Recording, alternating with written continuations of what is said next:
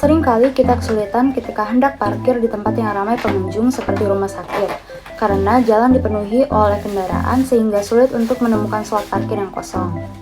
Solusi yang ditawarkan sebelumnya yaitu menggunakan sistem parkir valet, yang mana menggunakan jasa orang dan lahannya, atau juga dengan memarkirkan kendaraan secara paralel di depan parkir seri, dengan syarat tidak memasang rem tangan supaya suatu waktu kendaraan tersebut bisa digeser.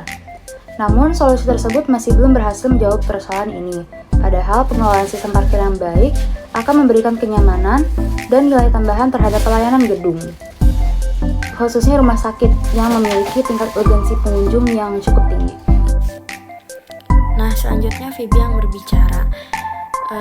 Manfaat dari sistem smart parking ini yaitu hemat waktu ya tentunya, dikarenakan ketika kita memakai teknologi ini, kita dari awal masuk itu sudah akan diberi informasi di mana lahan parkir yang kosong.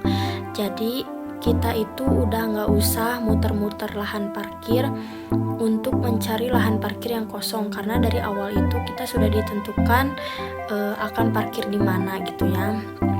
Nah, lalu yang kedua akan mengurangi macet. Nah, ini tuh lagi-lagi berhubungan dengan poin yang pertama, karena ketika kita mencari sendiri lahan parkir yang kosong itu kan muter-muter nih.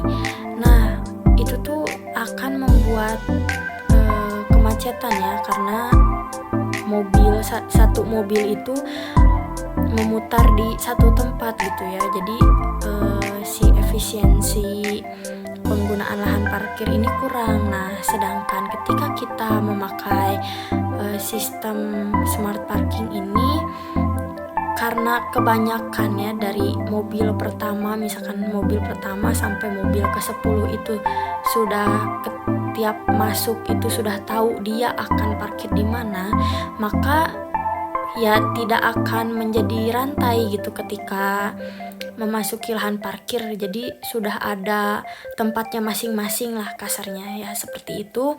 Lalu yang ketiga itu dapat mengurangi stres. Nah, dikarenakan ini tuh bagi sebagian orang dan bagi ini ya, terutama bagi pekerja, ini tuh kalau misalkan mencari parkir itu dapat menjadi pengalaman yang stres ya ketika lahan parkir itu penuh. Nah, ketika kita memakai teknologi smart parking ini, kepenuhan lahan parkir ini dapat berkurang karena lebih efisien ya. Jadi setiap mobil yang masuk itu pasti sudah tahu di mana parkirnya, dan ketika sudah ada mobil yang keluar pun sistem akan memberitahu bahwa lahan parkir itu sudah kosong gitu ya, sehingga lahan parkir yang kosong tersebut bisa langsung terisi oleh mobil selanjutnya gitu. Nah, seperti itu. Jadi sekian manfaat dari ini, manfaat dari sistem smart parking, lalu akan dilanjutkan oleh teman saya. Penerapan sistem smart parking atau parkir pintar yang menggunakan teknologi GPS ini memiliki beberapa tujuan. Nah, beberapa tujuan tersebut yaitu seperti berikut. Tujuan yang pertama adalah untuk memudahkan penggunaan lahan parkir, khususnya para pekerja dalam mencari tempat parkir yang tersedia. Jadi nanti di setiap sekat-sekat parkir yang seperti ini akan dipasangi oleh sensor GPS yang nantinya akan mendeteksi apakah tempat tersebut sudah ditempati oleh kendaraan ataupun belum. Nah, nanti ketika tempat tersebut sudah ditempati oleh kendaraan, maka sistem akan menunjukkan bahwa tempat tersebut sudah diisi oleh kendaraan, sedangkan ketika belum terisi, maka sistem akan menunjukkan bahwa tempat tersebut masih kosong sehingga dapat ditempati oleh kendaraan lain. Tujuan yang selanjutnya adalah untuk mengurangi kemacetan dan juga penumpukan kendaraan di lahan parkir tersebut.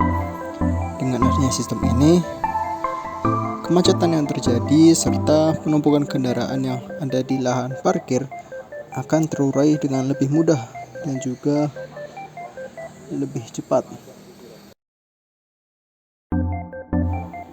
Tujuan utama yang terakhir dari penerapan sistem smart parking ini adalah untuk membantu pengelola parkir dalam memantau kendaraan baik yang masuk maupun yang keluar lahan parkir.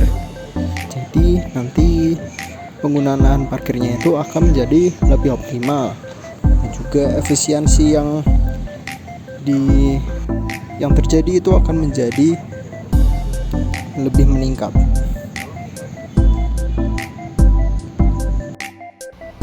Assalamualaikum warahmatullahi wabarakatuh. Selanjutnya akan dilanjutkan oleh saya, Anggara Rizal Febriansyah, mengenai kesimpulan smart parking.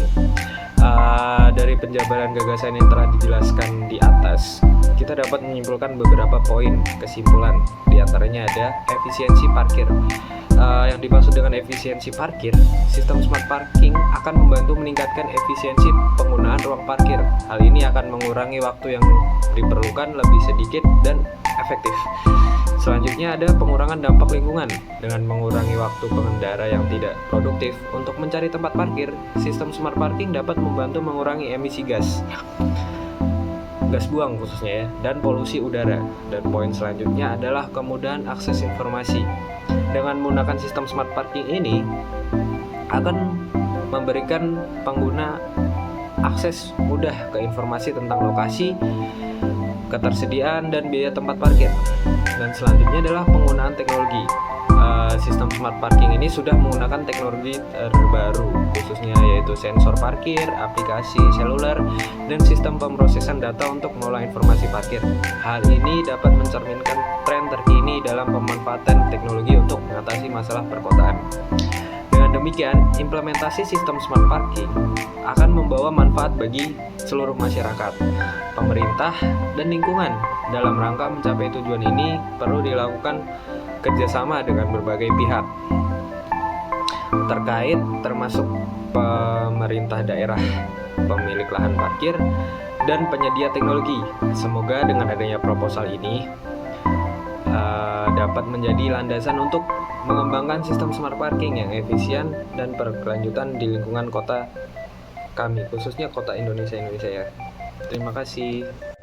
Cara kerja alat ini sangatlah mudah. Di sini hal yang kita gunakan adalah GPS. Nah, GPS ini akan berguna sebagai pelacakan di mana posisi pengendara supaya palang bisa terbuka secara otomatis ketika pengendara sudah berada di dekat palang tersebut. Lalu sebagai ilustrasi, saya akan menampilkan sebuah visualisasi untuk menggambarkan bagaimana cara bekerjanya palang tersebut, dan juga sebagai bagaimana kita sebagai pengendara apa yang harus kita lakukan. Pertama dimulai dari posisi awal palang yang berada di kondisi tertutup atau sedang turun. Setelah mobil mendekat atau pengendara mendekat, sudah berada di dekat palang, palang akan terbuka ketika GPS sudah mendapatkan bahwa sinyal sudah berada di sekitar palang, atau mungkin beberapa meter di sekitar palang. Kemudian setelah mobil itu lewat, palang akan tertutup kembali setelah GPS tersebut tidak memberikan sinyal lagi atau sinyalnya sudah berada di beberapa meter menjauh dari palang.